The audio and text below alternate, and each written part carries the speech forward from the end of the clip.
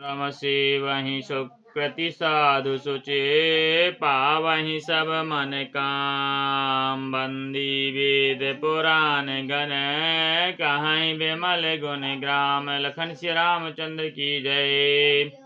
पुण्यात्मा पवित्र साधु उसकी सेवा करते हैं और सब मनोरथ पाते हैं। वेद और पुराणों के समूह भाट हैं जो उसके निर्मल गुणों का बखान करते हैं। को कह सकय प्रयाग प्रभाव कलुष पुंज कौंजर मृग राउ अस तीरथ पति देख सुहावा सुख सागर रघुबर सुख पावा।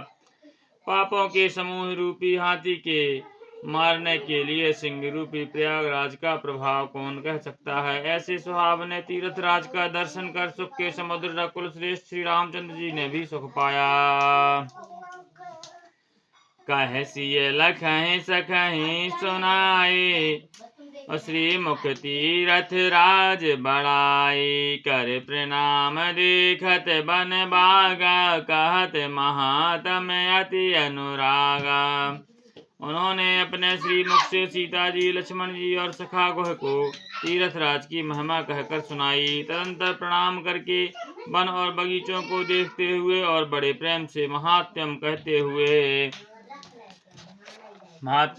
हुए यही विधि आए बिलो की बैनी सुमरत सकल सुमंगल देनी मुदत नहाय कीन शिव सेवा पूज जथा विधि तीरथ देवा।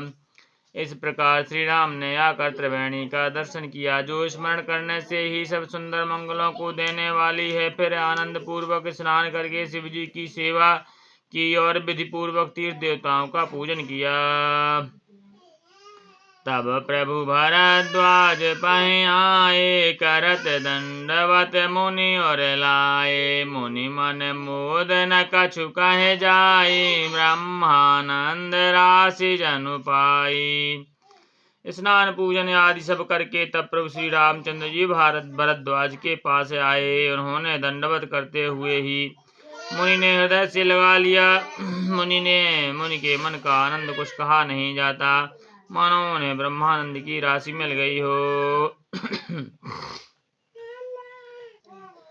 दीन है आशीष मुनीश और अति आनंद अस जान लोचन गोचर सुकृत फल मानहु किए विधियान लखन श्री रामचंद्र की जय।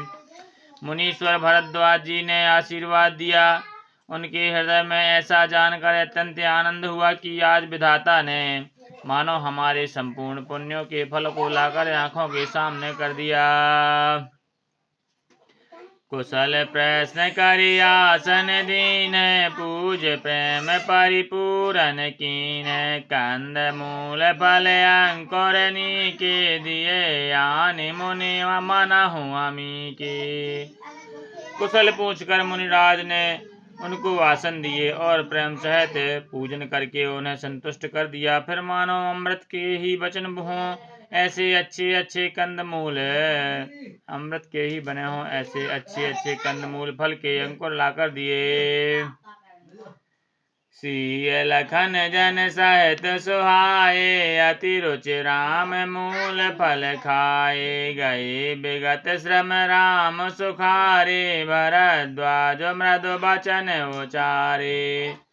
सीता जी लक्ष्मण जी और सेवक गुह सहित श्री रामचंद्र जी ने उन सुंदर मूल फलों को बड़ी रुचि के साथ खाया। थकावट दूर होने से श्री रामचंद्र जी सुखी हो गए। तब भरद्वाज जी ने उनसे कोमल वचन कहे।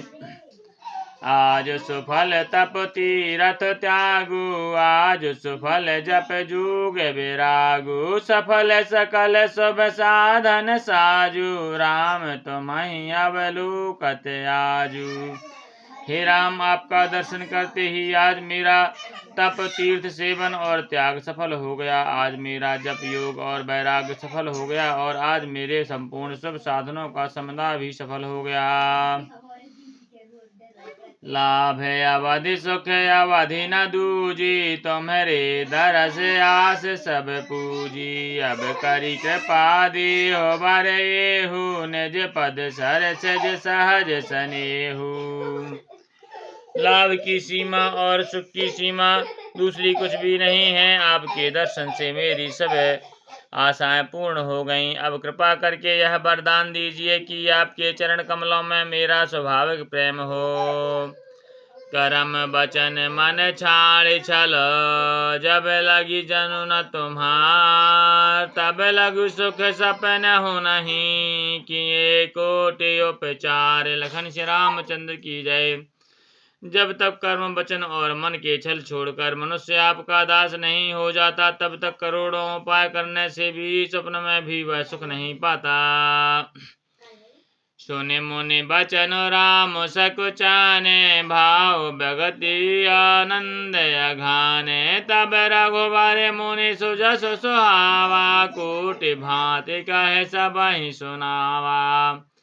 मुनि के वचन सुनकर उनकी भाव भक्ति के कारण आनंद से तृप्त हुए भगवान श्री रामचंद्र जी सकुचा गए। श्री रामचंद्र जी ने भरद्वाज मुनि का सुंदर सुयश करोड़ों प्रकार से कहकर सबको सुनाया।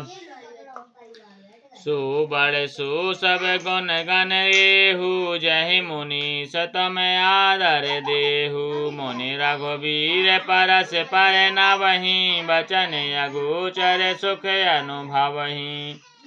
हे मुनीश्वर, जिसको आप आदर दें वही बड़ा है और वही सब गुणों का घर है। इस प्रकार श्री राम जी और मुनि भरद्वाज जी दोनों परस्पर विनम्र हो रहे हैं और अनिर्वचनीय सुख का अनुभव कर रहे हैं। यह सुधि पाए प्रयाग निवासी, बटु तापस मुनि सिद्ध उदासी। भरद्वाज आश्रम सब आए, देखन दशरथ सुवन सुहाए। यह खबर पाकर प्रयाग निवासी ब्रह्मचारी तपस्वी मुनि सिद्ध और उदासी सब श्री दशरथ जी के सुंदर पुत्र को देखने के लिए भरद्वाज जी के आश्रम आए। राम प्रणाम कीन सब काहू, मुदित भय लह लोयन लाहू। देहि आशीष परम सुख पाई, फिरे सराहत सुंदरताई। श्री रामचंद्र जी ने सब किसी को प्रणाम किया। नेत्रों का लाभ पाकर सब आनंदित हो गए और परम सुख पाकर आशीर्वाद देने लगे। श्री रामचंद्र जी के सौंदर्य की सराहना करते हुए वे लौटे। राम कीन वैश्रामन से प्रात प्रयाग नहाय, चले सहित सिय लखन जने, मुनि मुदित मुनहि सिर नाय। लखन श्री रामचंद्र की जय।